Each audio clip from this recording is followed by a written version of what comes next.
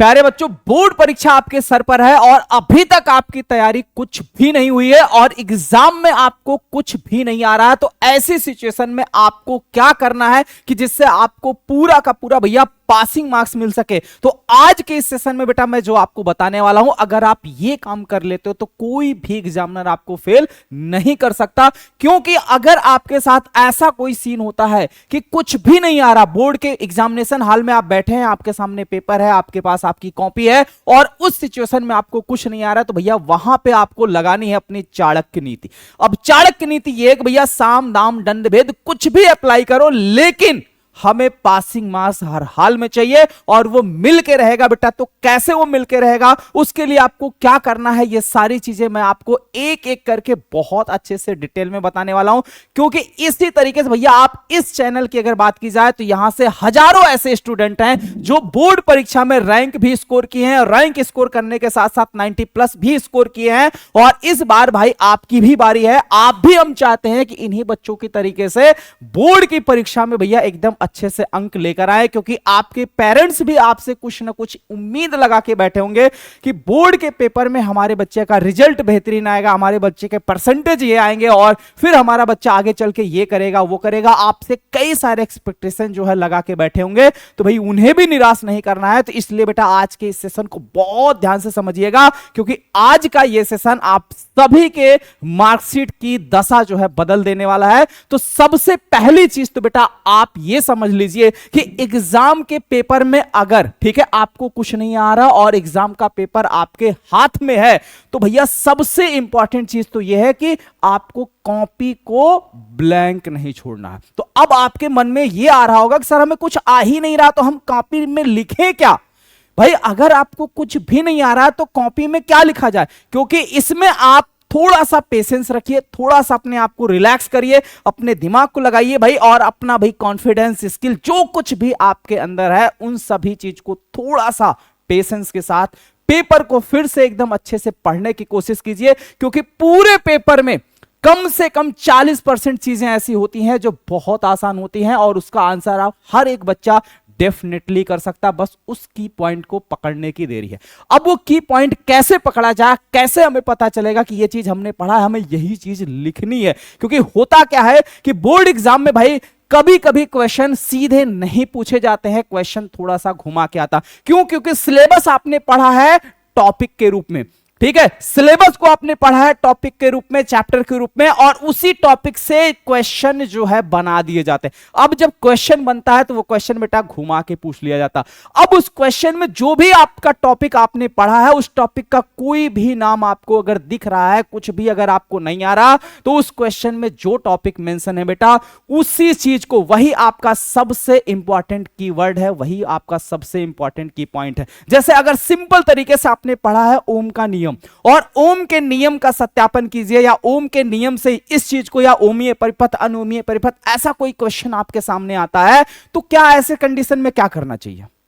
तो भाई आपने ओम का नियम पढ़ा है, ओम के नियम से रिलेटेड क्वेश्चन है, ओम के नियम का सत्यापन पूछ रहा है या ओम का नियम पूछ रहा है, तो भाई वहां आपको कुछ नहीं आ रहा, तो ओम का नियम आपको सीधे सीधे लिखना है। और लिखने के बाद ठीक है वो आपका की पॉइंट है। और एक चीज का खास ख्याल रखिएगा, जो भी चीजें आप लिख रहे हैं, क्वेश्चन का जो कीवर्ड है वहां से चीजों को शुरू कीजिए और एंड में भी वहीं से उसी क्वेश्चन से मिलाकर एंड कीजिए। क्योंकि होता क्या है कि एग्जामिनर आपके एक एक वर्ड को पढ़ता नहीं है, यानी वो आपके एक वर्ड को नहीं बल्कि आपके कुछ स्टार्टिंग की और कुछ लास्ट की चीजें पढ़ के आपको वहां पे नंबर दे देता है। तो इसलिए शुरुआत हमेशा जो है क्वेश्चन के अकॉर्डिंग करिएगा, जो आपका क्वेश्चन कह रहा। ये सबसे पहला पॉइंट आपको ध्यान में रखने की जरूरत है। और दूसरा सबसे इंपॉर्टेंट, क्योंकि भाई first impression is the last impression, क्योंकि अगर एक बार आपका इंप्रेशन किसी के नजरों में बिगड़ गया तो फिर उसे बनाने में काफी टाइम लग जाता है। और एक बार अगर पहला इंप्रेशन आपने अच्छा बना लिया तो बाद में थोड़ा बहुत ऊपर नीचे होता है तो वो भी चलता। इसका मतलब यह है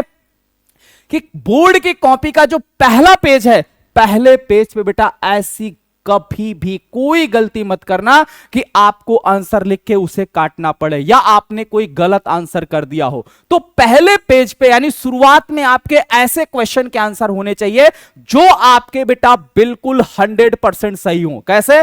जो आपके बिल्कुल 100% क्वेश्चन के आंसर सही हो, जो आपको एकदम अच्छे से आ रहा हो, वही जो है शुरुआत में उसी क्वेश्चन का आंसर आपको करना है। और अगर आपने ऐसा कर दिया कि शुरुआत में कोई ऐसा क्वेश्चन या कोई ऐसा आंसर आपने लिखा और बाद में पता चला कि वो आंसर गलत है या उसे आपने कट पिट कर दिया, लीपापोती कर दिया, तो समझ लीजिए जहां पे आपको भाई 90 नंबर मिलने थे वहां तुरंत आपका जो है नंबर भाई 80 से 70 के बीच में आ जाएगा। इस चीज को आप अपने माइंड में बिठा लीजिए, क्योंकि जो आपकी कॉपी का इंप्रेशन है वो पहले ही बिगड़ चुका है। तो अब आपका जो भी आंसर होगा उसे बहुत ही प्रॉपरली चेक किया जाएगा। तो इसीलिए बार बार कहा जाता है बेटा जो पहला यानी शुरुआती आंसर हो वो बिल्कुल करेक्ट हो, बिल्कुल एक्यूरेट होना चाहिए। क्लियर है? तो ये बात समझ में आ गई। ओके। और एग्जामिनर को अगर आप ऐसा करते हो तो एग्जामिनर को भाई यही लगेगा कि ये पढ़ने वाले बच्चा है, पढ़ने वाले स्टूडेंट की कॉपी है, फिर जनरली तरीके से वो आपका चेक करेगा। और तीसरा सबसे इंपॉर्टेंट बात, जो भाई लाखों बच्चे ये गलतियां करते हैं, यही गलती बेटा आपको नहीं करनी। क्या वो गलती क्या है? तीसरा पॉइंट क्या है? वो सबसे इंपॉर्टेंट चीज है कि भैया देखिए, चाहे वो बोर्ड हो जो आपका पेपर बनाया है या फिर एग्जामिनर, वो कतई नहीं चाहेगा कि कोई भी बच्चा फेल हो। वो कतई नहीं चाहेगा कि कोई भी बच्चा फेल हो। तो बोर्ड का जो पेपर बनता है उस लेवल को भी इस ध्यान में रख के बनाया जाता है कि हमारे पास कई तरीके के बच्चे होंगे। एक तो भाई टॉपर बच्चे होंगे, वो भी होंगे, एवरेज स्टूडेंट होंगे, वो भी होंगे, और जो भैया कुछ भी नहीं बैक बेंचर जैसे भाई वो भी होंगे। तो सभी को ध्यान में रखते हर टाइप के क्वेश्चन उसमें सम्मिलित किए जाते हैं जिससे हर एक बच्चा पास हो सके।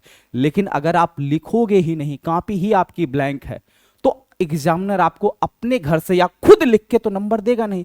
तो आप जो लिखे हो नंबर तो उसी पे देगा। तो सबसे पहला पॉइंट अपने माइंड में यह बिठाओ कि आपका कोई भी नेगेटिव मार्किंग है नहीं। अगर आपको कोई क्वेश्चन नहीं आ रहा है तो ऐसी कंडीशन में भैया उसे आप बना के लिखिए, जो भी आ रहा है, लेकिन लिखिए जरूर कुछ ना कुछ उससे रिलेटेड। आप क्वेश्चन को बना कर लिख दीजिए, क्योंकि कोई भी नेगेटिव मार्किंग नहीं है। अगर आप फेल भी होते रहेंगे तो जो कुछ भी आप बना के लिखे हैं उसी पे मिलके आपको नंबर भाई पास हो जाओगे। अगर आप कुछ लिखे ही नहीं हो तो पास होने के दूर 0 नंबर मिलना तय है। नेगेटिव मार्किंग है नहीं, ऐसा तो है नहीं कि आपने लिखा आंसर गलत हो गया और जो भी आपको नंबर मिला वो भी आपका कट गया। तो ऐसी कोई सिचुएशन तो है नहीं। तो इसलिए अगर कोई क्वेश्चन नहीं आता तो उसको एकदम अच्छे से भाई बना के लिखिएगा। ठीक है? कोई भी क्वेश्चन छोड़ने की जरूरत नहीं है, कोई भी क्वेश्चन छोड़ के नहीं आना है। और कुछ ऐसे प्रश्न भी होते हैं जो बेहद आसान होते, बहुत आसान होते हैं। तो ऐसे प्रश्न भाई आपके पेपर में जरूर आते हैं। तो ऐसे प्रश्न को ढूंढ के सबसे पहले लिखने का आप काम करिएगा। ठीक है?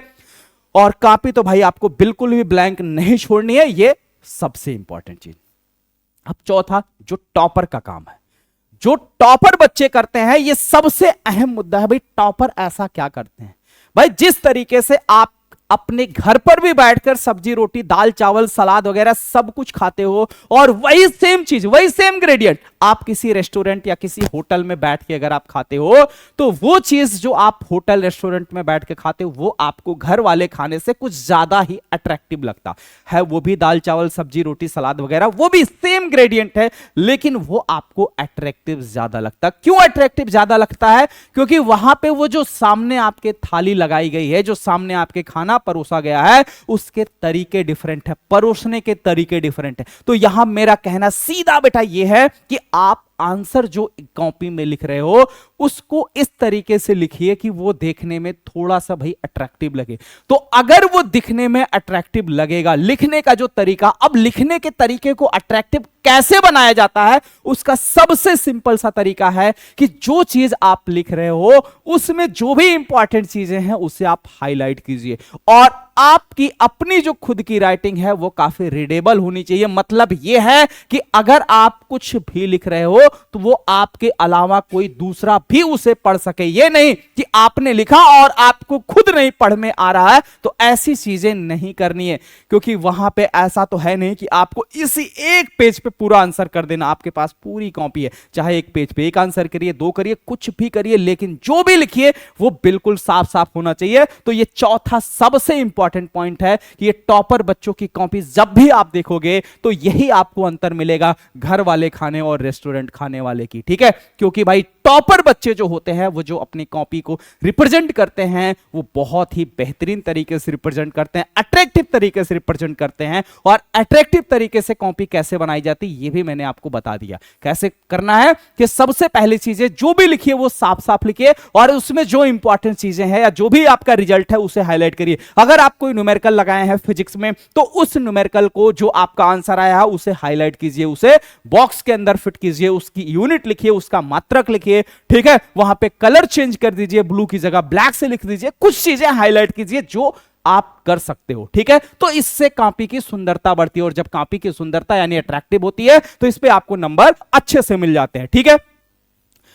कॉपी का अट्रैक्टिव बनाने का तरीका मैंने आपको बता ही दिया कि राइटिंग साफ साफ होनी चाहिए, ठीक है। रिप्रेजेंट करने का तरीका और जो भी क्वेश्चन, जैसे मान लीजिए हिंदी लिख रहे हैं, हिंदी में एस्से वगैरह आ गया तो ये भी मैटर करता है कि उसमें आपने मैटर को कितने हेडिंग में लिखा है, कितने तरीके से लिखा है, ये सारी चीजें भाई A to Z। तो सबसे पहले चीजें भाई आप लोग लिख लिख कर प्रैक्टिस कर लीजिएगा। और अभी आपके पास इतना टाइम है कि आप एग्जामिनेशन में जाने से पहले कम से कम 1-2 गेस्ट पेपर बिल्कुल बोर्ड की तरीके से लिख के प्रैक्टिस कर लीजिएगा कि कैसे हमें लिखना है। 1-2 ऐसे आप लिख के प्रैक्टिस कर लीजिएगा जो लिखने वाली चीजें हैं, ठीक है। कि इनकेस अगर आपको कुछ नहीं आया तो कम से कम आपको लिखने की तो प्रैक्टिस है, कैसे चीजें लिखी जाती हैं इस चीज का तो आपके पास नॉलेज है, तो ये काम आपको बेटा कर लेना है, ठीक है। और जैसा कि हमने शुरू में ही आपसे कहा कि बोर्ड का जो पेपर है उसमें लगभग बेटा 40% क्वेश्चन ऐसे होते हैं जो बेहद इजी यानी बहुत आसान होते हैं। क्योंकि देखिए बोर्ड, ठीक है, बोर्ड को भी पता होता है, क्योंकि बोर्ड भी जानता है कि भैया सभी बच्चे एक जैसे नहीं हैं। यानी ये सिंपल अगर हम बात करें, ये हमारे हाथ की 5 उंगलियां बराबर नहीं, तो इसी तरीके से बोर्ड में सम्मिलित यानी पेपर देने वाले हर एक बच्चे का आईक्यू लेवल या हर एक बच्चे का जो पढ़ने का तरीका है, हर एक बच्चे के जो एवरेज है वो सब कुछ सेम नहीं है। तो उसमें कुछ टॉपर बच्चे होंगे, कुछ एवरेज होंगे, कुछ कमजोर छात्र होंगे। तो बोर्ड भी नहीं चाहता कि कोई बच्चा फेल हो। तो इस वजह से पेपर में लगभग पासिंग मार्क्स तो हर एक बच्चे को आता ही है, ठीक है। और आपका पेपर बेटा नजदीक है। अब पेपर को और बेहतर अगर आप करना चाहते हैं तो अब ये चीज आप समझ लीजिए, जैसे जिस भी सब्जेक्ट में आपके फार्मूले हैं, जैसे आपका साइंस हो गया, ठीक है, आपकी मैथ हो गई, ठीक है, और आपका अगर मैं आपके भूगोल की बात करूं तो इसमें आपके मानचित्र वाली चीजें हैं। तो जो कुछ भी चीज मतलब रेगुलर जो थियरी से थोड़ा सा हटकर है तो उसको आप सबसे पहले एक अलग सीट पर सेपरेट कर लीजिए और अलग सीट पे सेपरेट करके फार्मूले वगैरह वो सब आप अच्छे से तैयार कर लीजिए। और जितने भी चैप्टर आपके बचे हैं उन सभी चैप्टर का क्विक रिवीजन कर लीजिए। और अगर आप खुद से क्विक रिवीजन नहीं कर पाते हैं तो वो भी आप मुझे बता दीजिए, वो कैसे करना है वो भी मैं आपको बता दे रहा हूं। और अगर भाई बोर्ड में आए हुए, ठीक है, रिपीटेड प्रश्न जो होते हैं वो तो आपसे बिल्कुल नहीं छूटने चाहिए। मॉडल पेपर और गेस्ट पेपर, अब आपको कैसे पता चलेगा कि ये रिपीटेड प्रश्न है? जब आप गेस्ट पेपर यानी जो आपका बोर्ड का मॉडल पेपर है, पीवाईक्यू है, गेस्ट पेपर है, ये सारी चीजें अगर आपने सॉल्व किया है तो आपको पता चल जाएगा कि कौन सा क्वेश्चन आपके रिपीटेड है और कौन सा क्वेश्चन रिपीटेड नहीं है, फ्रेश है, ये सारी चीजें, ठीक है। और जितने ऐसे स्टूडेंट हैं जो अपने सब्जेक्ट का क्विक रिवीजन नहीं कर सकते हैं तो भाई क्विक रिवीजन करने के लिए आपके इस प्लेटफॉर्म पर शुभम क्लासेस ने बहुत ही प्यारा सा भैया बैच लेके आया है, संजीवनी बैच, जिसकी प्राइस अभी 149 सिर्फ और सिर्फ 149 रुपए है ये आपके लिए। तो फटाफट से भाई इस बैच से जुड़कर अपनी